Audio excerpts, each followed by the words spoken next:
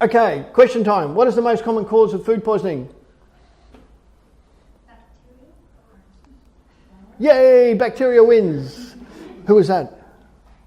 Are you a doctor? If you are, no more answers from you. You're just very bright. Okay. What is the most common cause of food poisoning in developed countries? Who says salmonella? Hands. Salmonella. Staph. Bacillus cereus. Campylobacter. Oh, 1, 2, 3, 4, 5. Clostridium, Vibrio parahemolyticus, enteropathogenic E. coli. Oh, good. Haha, you're wrong. That's 1 for 1 though, but that's not bad. Campylobacter is the most common cause of food poisoning in developed countries. What's the average incubation time for Campylobacter? 4 to 6 hours? Just throw a hand up. 7 to 12. Was that a hand? It's a hand? 2 days. 13 to 24, greater than 1. No one's even prepared to take a gamble, are you? You just don't want the embarrassment. Okay. The average incubation time is 2 to 3 days for the most common cause of food poisoning in Australia. So, we'll get to the next bit. Where do most food poisoning episodes occur? Yeah, in the home. Easily in the home. You're responsible. And for 3 of my 4 food poisoning episodes, proudly, yeah. So what did we learn? It was probably not from a restaurant. It's very unlikely to be your last meal. Diarrhea starts in less than 4, and you can almost say it starts in less than 12 hours. Very unlikely. It's most likely it was that barbecue last weekend when someone brought the chicken wings. Chicken's a wonderful source of Campylobacter. And just because you vomited up a food doesn't mean that was responsible. It's just the last meal that went in, okay? Campylobacter is, and so is Listeria for that matter, is basically almost every chicken's got it. You want to lose weight? Go and buy a chicken and drink the juice from the pack. Salmonella is certainly highly on most chicken and in a lot of meats. Clostridium bacillus is soil, so any vegetable, and bacillus that's grown in the soil can have it. Bacillus can also be found in rice. Staphylococcus, it is like it says down the bottom, it's a fecal bug, but and a lot of these things are hygiene issues of people not preparing things well, or whether it's in a restaurant or at home. When they slaughter cattle, what we used to be called AQUIS is now the Department of Agriculture. There's really strict guidelines, and it's overseen about they hang it, how they remove the whole alimentary tract very carefully and whatever. We do a lot of testing of, I have done a lot of testing on meat carcasses under that quarantine tested for E. coli and salmonella. If you compare that to what they do in chicken, where they're walking around, if they're lucky, in their own feces all day long, they have that contaminated on the outside of this thing. Plus, it's absolutely impossible to gut a chicken without, contaminating the actual skin and the carcass itself. So, I can guarantee you, every piece of chicken you buy has got food poisoning bugs on it. Okay, but the contamination for meats and for chickens on the outside of the muscle.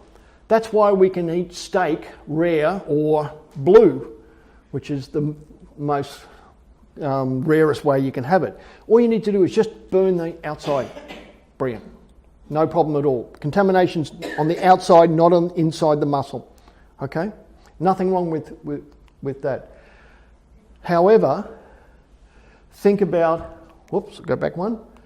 Think about what happens when we get sausages and rissoles. When we've taken this piece of meat and we've cut it and folded it inside, so your outside surfaces are all the way through those products.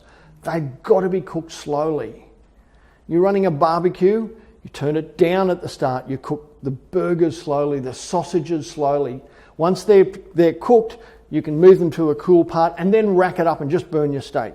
If someone's doing both together, just go for the steak, okay? Oh, I'm sorry, I'm allergic to rissoles. Yeah. Okay, what a pathology lab, they can't test food, you can't test water. What we can do is we can do both of those, but there's no such thing as an MCS. Don't send me a hamburger and say, what's in it? Okay, it's not an MCS. We don't just streak it onto a plate and go, oh, there it is. There's a specific Australian or international standard method for every different bug that we go looking for, and they all go down different paths. We do a mixture of counts and presence-absence testing. A urine-sized jar is not enough to do anything in our lab. And everything we test are put against the acceptable limits of the Food Standards Australia and New Zealand. Okay, and they've got levels that are acceptable for all the different food groups and different either counts. You know, got to have less than 3 E. coli per gram, or you've got to have less than 100 staph and bacillus, like that. Rainwater tanks, just for quickly, don't ever try and bring in a rainwater tank and ask me to test it. In fact, don't ever, ever, ever drink rainwater tanks. There is not one health department in Australia that will tell you it's okay to drink out of a rainwater tank. Rainwater tanks equals that. Bird, possum, flying fox, rat feces, dirt and leaves. Constantly. Now, and don't say, oh, I put a carbon filter on it. Oh. We use carbon in our agar plates to grow bacteria. We've tested water and found the level after a carbon filter of bacteria is 50,000 times higher than before the filter. Okay? Anyone's got a great filter at home and you don't change it all the thing, rip it out, because I'm telling you, your water is rotten compared to what's coming out of the town water supply. In 25 years, we've never found a rainwater tank that met Australian or World Health Organisation drinking standards. Just boil the water. Every time you boil the kettle, fill up jugs, put it in the fridge. Or do a rolling boil, fill up jugs. Use it for washing, use it for shower. Be really careful about using it for bathing for little children, because you're going to be looking at Pseudomonas, eye and ear infections, that sort of stuff. The tank should get cleaned and disinfected probably yearly. And there's a set procedure to do that. It's not throw in a bit of chlorine. Okay, if you want the procedure, give me a yell and I can send it to you. Rainwater tanks basically equal Giardia, Cryptosporidium, Blastocystis and Salmonella. Okay, 6 minutes. 5 ways to cause for using highly contaminated foods.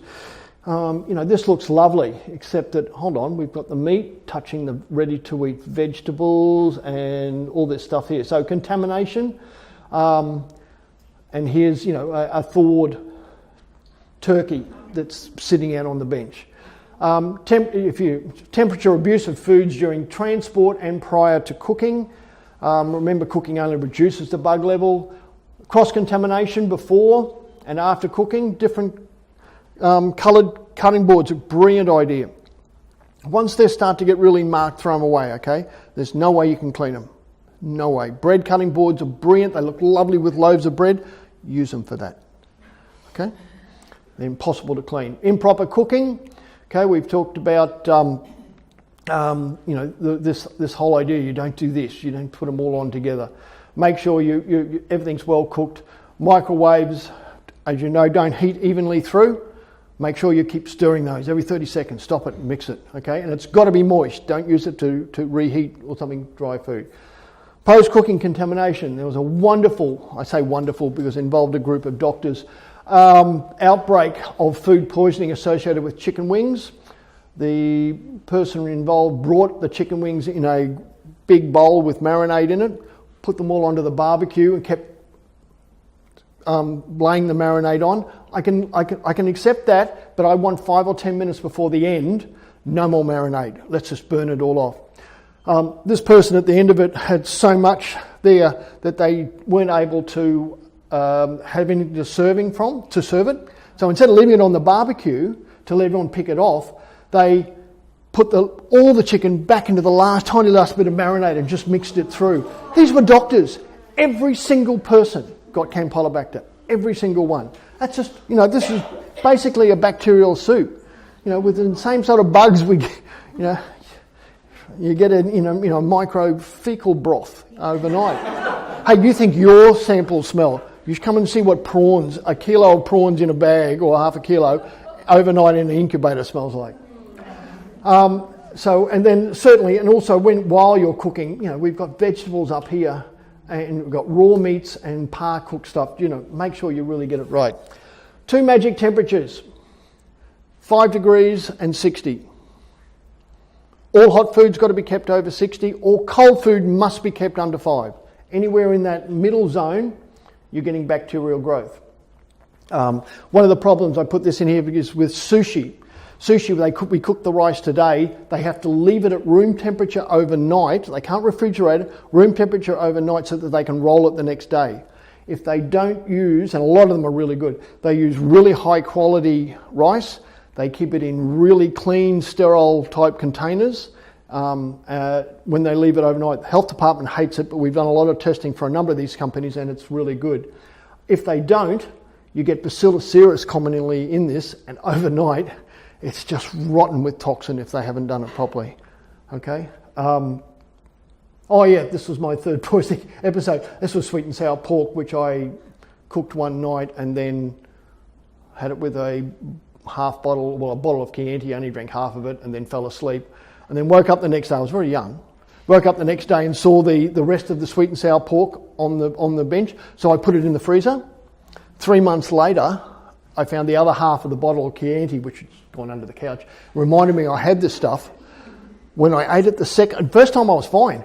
When I ate it the second time, I got Campylobacter food poisoning because overnight it had all grown up. So we stuck it in the freezer. So they just sat down, played cards, waited, the time is coming, and that's how I got it. So, okay, the most common cause of diarrhea is viral. The most common cause of food poisoning is bacterial. Food poisoning is caused by a toxin, can be a viable organism or ingested toxin. Most common, Campylobacter, 2 to 3 day incubation. Now, when buying food, keep meats separate and cold during transportation. Go directly home after shopping. Okay, especially when you've got those sort of foods, you're getting that, that over 5 degrees. The bugs are starting to grow. Okay, go straight home. Be aware of blood from the packaging on the meats, in a lot of the meat sections. If you get blood on your hands, if you've got those little alcohol pumps, they're brilliant. But certainly be aware of that. Don't go and have a sandwich after shopping and blame this place because they gave you food poisoning. It was probably the blood off the packaging that did it. Who laughed? I'm doing the jokes here. Okay. Store meats, below ready-to-eat foods. That meat drawer in the bottom, it's there for a reason. Don't have stuff. Whoever finds that their milk doesn't often last for its full period, constantly goes off. Thank you. Thank you, one honest person in the whole lot. Everybody, go and buy yourselves those cheap $5, $10 in-fridge thermometers. Bet you your temperature's over 5 degrees. And if you do get that, be a scientific type person and profile it. Stick it in different areas. If your findings foods tends to go off, that's the reason. And there's no reason you shouldn't know what temperature your refrigerator is at. Use separate chopping boards and knives for different foods. Cook foods well and hold above 60 degrees before you eat it. Foods to be stored. This really gets people's nose out of joint. If you're cooking a meal and you're about to, and you're going to save some for the next day or you're going to subcot it, before you eat, put it in containers, seal it, stick it in the fridge if you're going to have it the next day, maybe the next 2 days. Otherwise, boiling hot, stinking, steaming, straight into the freezer. Okay? There's no letting it cool before I put it in. Okay? Stick it straight in before you sit down and eat your meal. Okay? That normally gets about 12 hands coming up saying, that's silly, I've never done that. Okay, the legal requirements under the cook chill guidelines is that after you've cooked a food, you've got 2 hours to get it to 21 degrees and another 4 hours under 5. To do that sort of thing, they need a blast chiller. You can't do that. Okay, so straight into the freezer with all your food. I don't care if you are going to eat it the next day. Stick it in the freezer and in the morning, put it down into the fridge. Nearly done. Never, ever, ever, ever, ever thaw foods at room temperature. Okay, what are you doing? You're taking something from -5 and you're letting it come up to 35 degrees while you're at work, sitting down. You come home and it's room temperature. You've done the first rule. You let any bugs grow up. Get organised. You're going to eat this meal later in the week or whatever. Put it in from the freezer into the fridge 2-3 days beforehand. That way it thaws, but it never gets over 5 degrees. Okay? Or throw it in the microwave and snap thaw it. Reheating food's okay, just be very careful with microwaves to make sure it's super hot and it's mixed all the way through. If you've got a dry food, add water if you're reheating in a microwave.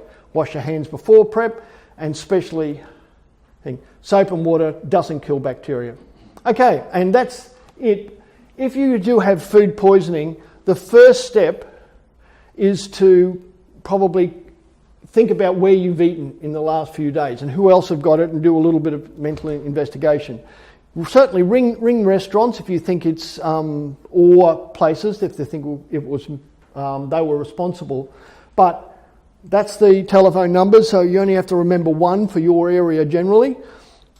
You contact the health department, ask to speak to an environmental health officer, EHO, and then they take it from there. Okay? And that's it. I went 1.5 minutes over 3. Thanks a lot, guys.